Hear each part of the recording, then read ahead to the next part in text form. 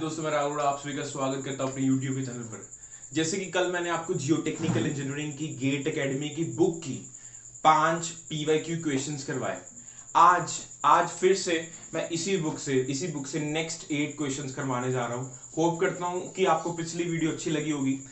अगर आप आपने अभी तक पिछली वीडियो नहीं देखी, पहले 5 क्वेश्चंस नहीं देखे, तो उसका लिंक मैंने डिस्क्रिप्शन बॉक्स में दिया है, आप जरूर जाकर देख सकते हैं। आइए स्टार्ट करते हैं। सिक्स क्वेश्चन मुझे क्या कहता है, एओलियन सॉइल्स आर, कि एओलियन सॉइल्स कौन सी होती है।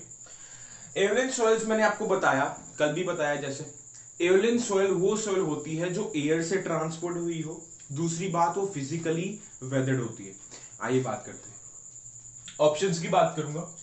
क्या रेजिडुअल सॉइल एओलियन सॉइल है? मैंने आपको बताया एओलियन सॉइल कौन सी सॉइल है, जो ट्रांसपोर्टेड है। बट रेजिडुअल सॉइल की ये प्रॉपर्टी होती है, ये ट्रांसपोर्ट नहीं हुई होती, ये जहां इसकी वेदरिंग होती है जिस रो के इस अपने पेरेंट रो के पास ही पड़ी रहती है। तो ये ऑप्शन बिल्कुल गलत है। सेकेंड ऑप्शन की बात करता हूं, विंड डिपॉजिट। यही तो जवाब है, विंड के कारण डिपॉजिट हुई सॉइल को एओलियन सॉइल ही कहूंगा। एओलियन सॉइल कौन सी, जो एयर से ट्रांसपोर्ट हुई है। क्या एयर और विंड में कोई फर्क है? नहीं यार। तो विंड डिपॉजिट ही मेरा सही जवाब है। ग्रेविटी डिपॉजिट, जो ग्रेविटी से ट्रांसपोर्ट हुई हो, जो कि ये नहीं है। वाटर डिपॉजिट, जो पानी से ट्रांसपोर्ट हुई हो, जो ये भी नहीं है। तो मेरा जवाब है विंड डिपॉजिट। बात करते हैं अगले क्वेश्चन की, जो कि है सेवंथ क्वेश्चन मुझे क्या कहते हैं, the void ratio of soil can exceed unity. Unity का मतलब है एक। ये कहता है कि मेरी वॉइड रेशियो, जिसको मैं ई कहता हूं, क्या ये एक से बड़ी हो सकती है? क्या एक से बड़ी हो सकती है? तो इसको समझने से पहले आपको ये पता होना चाहिए कि ई का फॉर्मूला क्या है। ई होता क्या है? ई होता है volume of voids upon volume of solids. E होता है volume of voids upon volume of solids. तो एक एक करके बात करते हैं कि क्या सबसे पहले मैं देखूंगा क्या ई जीरो हो सकता है। अगर ई जीरो हो गया मींस मेरे वॉइड जीरो हो गए। अगर वॉइड जीरो हो गए तो इसका मतलब ऐसी सॉइल जिसमें बस सॉलिड पार्टिकल्स हैं, वॉइड्स है ही नहीं। क्या ऐसी सॉइल एग्जिस्ट करती है? नहीं। इट मींस मेरा ई जीरो के इक्वल नहीं, कभी नहीं हो सकता। इट मींस ये जीरो से बड़ा होगा, है ना, जीरो से बड़ा होगा। अब देखना क्या वन से बड़ा हो सकता है, पहले देखूंगा वन होता है कि नहीं। अगर मैं ई को वन पुट कर दूं तो क्या आएगा, V S equal to V V, मतलब मेरे वॉल्यूम ऑफ सॉलिड्स मेरे वॉल्यूम ऑफ वॉइड्स के इक्वल हो जाएंगे। क्या ऐसी सॉइल एग्जिस्ट करती है? हाँ करती है। कोई यूनिफॉर्म सॉइल हो जिसमें वॉल्यूम ऑफ वॉइड्स और वॉल्यूम ऑफ सॉलिड्स एक जैसे हो, तो ये हो सकता है। मींस मेरी जो वॉइड रेशियो है वो ई के इक्वल तो हो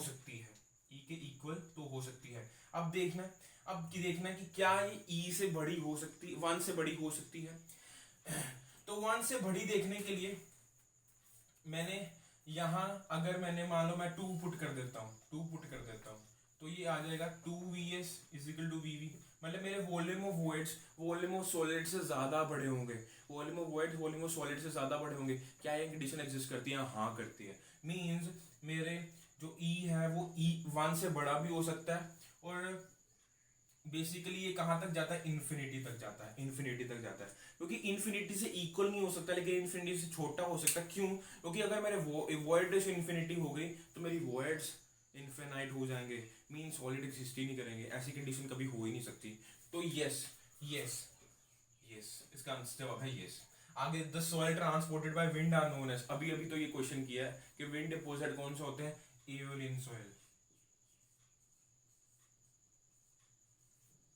आगे जो मेरा क्वेश्चन है, दैट इज 8th क्वेश्चन। ये क्या कहता है, the consistency of saturated cohesive soil is affected by.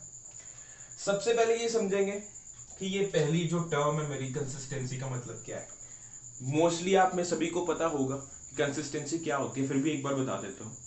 जो कंसिस्टेंसी होती है ना, वो होती है रेजिस्टेंस टू फ्लो, कि ये मेरी सॉइल को फ्लो करने से रोकती है। जितनी सॉइल मेरी ज्यादा सूखी होगी ना, उतनी कम फ्लो करेगी, उतनी ज्यादा कंसिस्टेंसी होगी।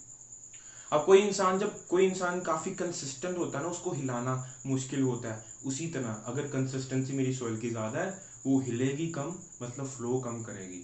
तो consistency is the resistance to flow. आगे बात करते हैं, कंसिस्टेंसी किसकी गई है? सैचुरेटेड कोहेसिव सॉइल की। सैचुरेटेड का मतलब क्या है? कि मेरी सॉइल के सारे वॉइड्स पानी से भरे पड़े हैं, इसको सैचुरेटेड कहता हूँ। कोहेसिव सॉइल कौन सी है? कोहेसिव सॉइल ये बेसिक टर्म है क्ले के लिए, क्ले को कोहेसिव सॉइल कहते हैं। अब इन्होंने कहा क्ले या सिल्ट को कहते हैं फाइन बेसिकली होते हैं, कहते हैं कि consistency of saturated cohesive soil ये किससे अफेक्ट करती है। अब यार मेरी कोहेसिव सॉइल के वॉइड सारे पानी से भरे पड़े हैं, मींस मेरी मिट्टी गीली है। अब मेरी अगर मिट्टी गीली होगी तो उस पर कंसिस्टेंसी कम होगी ना। अगर मिट्टी जितनी गीली होगी उतनी फ्लो करेगी, मींस मेरी मिट्टी पूरी गीली है, मींस इसकी कंसिस्टेंसी कम है। अगर मैं पानी को बढ़ा देता हूँ, पहला मेरा जवाब है वाटर कंटेंट, मुझे लगता है हाँ ये जवाब हो सकता है क्योंकि मेरी मिट्टी गीली है। अब और मैंने पानी का कंटेंट बढ़ा दिया, वर्ड्स तो सैचुरेटेड ही रहेंगे बट हाँ पानी फ्लो कंडीशन में आना स्टार्ट हो जाएगा। अब पानी को और वाटर कंटेंट मैंने बढ़ाया, सॉइल फ्लो करना स्टार्ट कर दी, मींस इसकी कंसिस्टेंसी और कम हो गई। मींस अगर वाटर कंटेंट को बढ़ाऊंगा घटाऊंगा मेरी कंसिस्टेंसी अफेक्ट कर रही है। तो भाई यही मेरा जवाब है, तो यही मेरा जवाब है। पार्टिकल साइज डिस्ट्रीब्यूशन, क्या पार्टिकल के साइज के बढ़ने घटने से क्या कोई फर्क पड़ेगा कंसिस्टेंसी को? नहीं पड़ेगा यार, कोई फर्क नहीं पड़ने वाला। डेंसिटी इंडेक्स, इससे भी कोई फर्क नहीं पड़ने वाला। कोएफिशिएंट ऑफ परमेबिलिटी, ना इससे फर्क पड़ने वाला है। फर्क किससे पड़ेगा? वाटर कंटेंट से। आगे क्वेश्चन की बात करते हैं।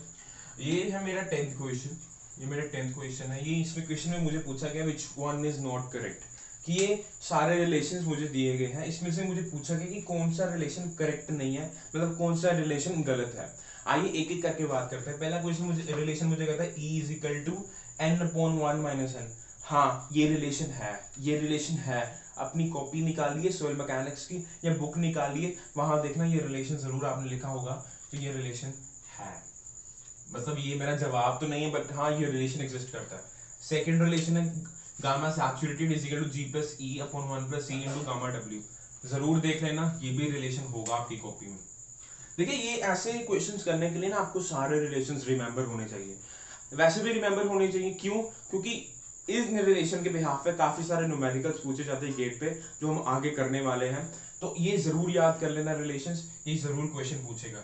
अब ये है n = E/1 - C, क्या ऐसा रिलेशन है कोई? है कोई? नहीं है, बिकॉज मैंने क्या रिलेशन पढ़ा हुआ है? मैंने रिलेशन पढ़ा हुआ है n = E/1 + E। इसे मैंने कल न्यूमेरिकल भी करवाया था इसी रिलेशन से, तो ये रिलेशन मेरा गलत है। मींस मेरा जो जवाब है यही C जवाब है, मेरा जवाब जो C है। ये रिलेशन भी एग्जिस्ट करता है, जैसे मैंने कल बताया था ये होता है, आपने पढ़ा होगा C वेज S = WG, इसको रीअरेंज करके ये रिलेशन बनाया गया E = WG/S। तो मेरा जवाब क्या है? ये C। अगला क्वेश्चन मेरा 11th क्वेश्चन क्या कहता है? The ratio of unconfined compressive strength of an undisturbed soil of sample of soil to that of a remoulded sample at the same water content. ये मुझे क्या कहना चाहता है? ये मुझे कहना चाहता है एक रेशो दी है, रेशो में क्या लिखा है कि unconfined compressive strength of undisturbed soil, कि वो सॉइल जो अभी डिस्टर्ब नहीं की गई उसकी compressive strength upon unconfined compressive strength of remoulded soil. Remoulded जिसको मैंने मोल्ड करके उसको डिस्टर्ब कर दिया, तो एक अनडिस्टर्ब्ड सॉइल की कंप्रेसिव स्ट्रेंथ अपॉन एक डिस्टर्ब्ड सॉइल की कंप्रेसिव स्ट्रेंथ, इसकी रेशो दी गई। ये पूछा गया, इस रेशो को कहते हैं। वैसे तो मैं इसका जवाब पहले दे दूंगा, इसको एक्सप्लेन बड़ी अच्छे से करूंगा। इसका जवाब है सेंसिटिविटी, इसका जवाब है सेंसिटिविटी। क्या जवाब है? सेंसिटिविटी। अब आइए बताता हूं इसका मतलब क्या है। मान लीजिए आप एक इंजीनियर हो, आपको कहा गया कि आपके जीटी रोड पर एक ऐसा ग्राउंड है, वहां बिल्डिंग बनने वाली है, आपको असाइन की गई ड्यूटी कि आपने वहां जाना है, वहां सॉइल की स्ट्रेंथ मुझे 2 दिनों की स्ट्रेंथ देनी है, कि पहले दिन भी देनी है अगले दिन भी देनी है। आप पहले दिन गए, वहां सॉइल उठाई, उसको लेबोरेटरी में ले गए, उसकी स्ट्रेंथ चेक की, आपने कह दिया सर 50 kN/m², आपने कह दी कि ये स्ट्रेंथ है। रात को क्या हुआ? रात को आई वहां जेसीबी ने थोड़ी सी ऐसे वहां से गुजरी, थोड़ी सी खुदाई की, थोड़ा सा ना डिस्टर्ब कर दिया सॉइल को। अगले दिन भी आपने निकालने से स्ट्रेंथ, आप अगले दिन भी गए, अगले दिन जब गए सॉइल का सैंपल लिया, लेकर गए दोबारा लेबोरेटरी में। अब आप क्या देखते हैं? अब आप क्या देखते हैं कि सॉइल की स्ट्रेंथ कम होकर सारी 35 kN रह गई है। मीन 15 किलो न्यूटन पर मीटर की स्ट्रेंथ कम हो गई। आपसे पूछा गया कि ऐसा क्या हुआ कि ये स्ट्रेंथ कम हो गई है, तो आपने कहा ये सोयल जो है इसकी स्ट्रेंथ कम हुई इसकी सेंसिटिविटी के कारण। जितनी जो है सोयल ज्यादा सेंसिटिव होती है ना, उतनी उसकी ये स्ट्रेंथ कम होती है डिस्टर्बेंस के कारण। समझे इस बात को कि सेंसिटिविटी आखिर क्या होती है। पानी ऊपर नीचे नहीं हुआ, पानी कम ज्यादा नहीं हुआ, eight the same water content, कि पानी का कंटेंट सेम रहा, वाटर कंटेंट सेम रहा, पर फिर भी स्ट्रेंथ कम हो गई, तो इसको सेंसिटिविटी कहते हैं। सेंसिटिविटी क्यों होती है, स्ट्रेंथ क्यों कम होती है, इसके दो कारण हो सकते हैं। पहला कारण होता है यहाँ परमानेंट डिस्ट्रक्शन ऑफ सॉलिड, मेरे सॉइल के जो पार्टिकल्स होते हैं ना सॉलिड, उसकी डिस्ट्रक्ट हो जाती है, जिसे भी लगा उसकी अनडिस्टर्ब हुई तो वो सॉलिड पार्टिकल टूट जाते हैं। That is first reason.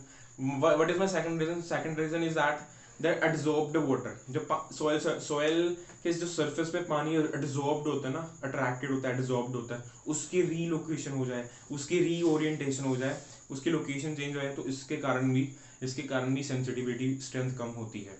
तो आप समझ चुके होंगे कि इसका कारण क्या है, ये इसका मतलब सेंसिटिविटी है। Question number 12 question this what it says that the porosity of a sample is 20%।